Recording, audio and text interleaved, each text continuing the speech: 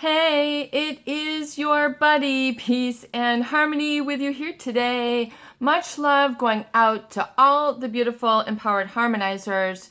We are zooming in and focusing in on a great viewer question, and that is to understand a little bit more in depth the covert narcissist personality and how they impact not only their wellness, but their understanding of truth and reality. There's an interesting saying that goes with Alcoholics Anonymous and sort of the Al-Anon tenet. So if you have, in the US, if you have a family member who has alcoholism, there is a support group called Al-Anon. It's for people who have, been exposed to people who are alcoholic. And of course, these individuals, part of their illness, which it is an illness, it's not a character flaw, meaning that there's something wrong with them. It's an illness just like diabetes, cancer, etc. But one of the tenets and one of the manifestations of someone who's alcoholic is pathological lying and hiding of their disease. So they'll take an alcohol bottle, they'll hide it in a golf bag, they'll hide it under the seat, they'll hide it in the wedge of cushions, wherever they hide their alcohol. And then as soon as they get a moment, they kind of sneak away. They do their alcohol and then they come back and then they might pass out or etc. So part of the manifestation of that illness is pathological lying. And I really feel that, the codependent is also a manifestation of this personality disorder. This cluster B tenet is that part of the manifestation, part of the symptoms, part of what is presented is pathological lying and withdrawing and withholding of truth, support, interaction, and open communication. So pathological meaning unhealthy. Pathological meaning diseased or disordered. If you have a blood report that comes back with a pathology, there's some indicator or marker of disease. And a marker of codependency is this tendency for them not only to lie to others, but they really also lie to themselves. It's a perpetual state of denial. And oftentimes people are quote unquote green, unaware, or what they might feel when they're sort of combative towards themselves is they feel naive. They feel that they didn't see it. They weren't unaware, unconscious of this sort of lying behavior or retreat that they do, a retreat into their self-absorption and their very selfishness. And a lot of people will equate someone who's narcissist as very selfish, meaning inconsiderate of others, and really unaware of the negative impact that they have on others. And they can't really assist you in your healing from this, which seems like, part of the relationship is the cause. So you should be able to go to that person and be able to work it out and then come to terms and feel that you've been able to release the problem, release and resolve the issue. And part of the tenets of Al-Anon is that they explain is that other people who've been exposed really take on part of the illness. In other words, it makes people ill to be in a relationship with an alcoholic. And I see it very close parallel between the codependent and making others sick. In other words, once you have encountered this, there's a definite result, a definite impact, a definite loss of quality of life, just like you would experience if you had an illness. Some people, relate to the codependent in a number of ways, particularly that of enabling or codependency, meaning they become dependent on the tension and this type of relationship. And dependent meaning that they will base oftentimes the quality of their life on how well they can take care of this individual's needs. In other words, they empty themselves and deplete themselves of what they need, and it's part of the sacrifice that they think is in the name of love.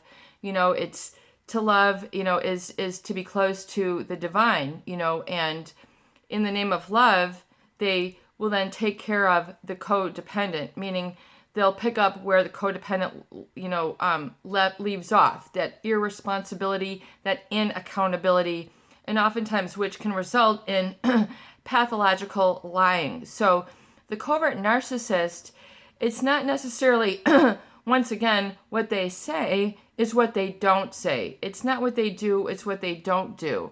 It's not what they communicate, it's what they don't communicate. That becomes part of the pathology, and it's so difficult to detect. And what really happens then is people who are then in a long-term relationship or experience long-term exposure then engage in long-term deficit, meaning denial. They live in denial unknowingly, unconsciously. They're not aware. There's a problem, but they can't put their finger on it. There's something missing and they can't quite articulate it. They feel that something is off and they can't really understand. They can't quite put a name to it. It's a very unaware place. So people then end up suffering silently, or they end up raging at this individual because they're so aloof that they then get angry. They are frustrated. They are annoyed. They feel like they're beating their head against a wall because what they're doing is not working. This person doesn't change. They don't react. In other words, if you get angry at them, they don't really become upset. They don't really get it. They're unaffected. And those things just kind of blow over. And so the lying aspect, you have to understand really how you have been either betrayed or feeling betrayed because of this problem that does not become resolved. And this lying can very much feel like betrayal. So how do you get through that feeling? Well, for number one, realize that the codependent, that part of their pathology is the manifestation of this withdrawing, aloof, indifferent behavior. It's not you, it's part of their chemistry. It's part of how they get on in the world and how they react and interact with others. It doesn't mean that you're weak, stupid, unattractive, unlovable, undeserving. It's just part of the symptomatic etiology. It's just how this relationship manifests. It's just that is who they are. And part of the problem and the flawed thinking is that the covert narcissist doesn't oftentimes own up to who they are. Just like an alcoholic, might not own up to alcoholism. They don't see it. It's not a problem for them. It's really just a problem for everyone else. Hey, it's a problem when you pass out at, the family party. It's a problem when you're, slashing your words. It's a problem when you can't drive. It's a problem when you fall down. It's a problem when you get angry, drunk, and you don't remember it the next day. It's always a problem for the other people. And covert narcissism is very much the same, and psychopathy as well.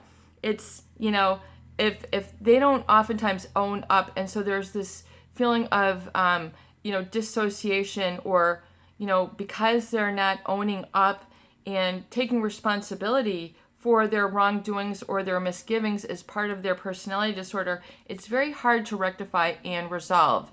And so really what is important is that you look at and hold space for yourself. Meaning, if you have been trudged along and really dragged, this has been a long-term relationship where things have really dragged out and have not resolved. These people, they don't own up, they don't meet you in the middle. You're the one who's carrying the burden, the torch, the cross, the aches and pains, the heartache. And, it takes a lot of psychic energy to continue to do this. And oftentimes people feel like they go unrecognized and unloved, unappreciated and disrespected. They feel like they're made invisible. They don't get eye contact. They're not listened to. They don't get affection. And if they do, they feel like, well, there's this big looming elephant in the room, which we have to address. But oftentimes it's difficult to address it with someone who cannot own up to it and see the hurt and the damage that it has caused. So it's very difficult if they can't see what has occurred, and the hurts, can you send them a picture? So in other words, it is very difficult for you to resolve and work through to completion and have closure. So with the pathological lying, you have to understand and release this individual and understand that it is part of their illness. And as I've said this before, just as you can't be upset with somebody who has a disease, like what is an example? If somebody has cerebral palsy and they are in a wheelchair and they need round the clock assistance, you can't really be upset at them for having this disease or disorder because it is genetic. It is part of their etiology and how they are wired. You might be upset, or you might feel sorrow that they lose out on life or they can't walk or what have you, but you can't really be angry at them because it is not their fault.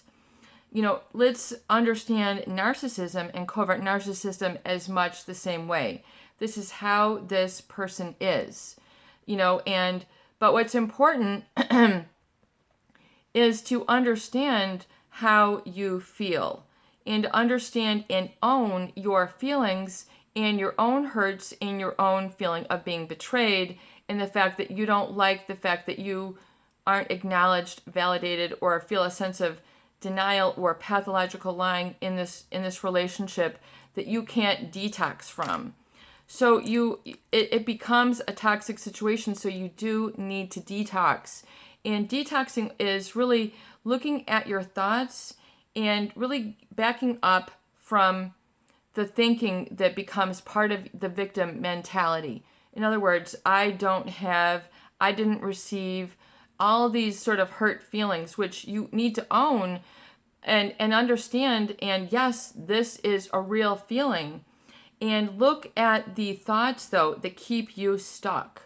In other words, I will never be able to. I am held down. I can never move forward. This will always, be a hurt to me. All these feelings where you're giving yourself an ultimatum, or this, thinking, and really understand that these thoughts are trying to assist you to get to that clearing in your mind, which is acceptance and then letting go.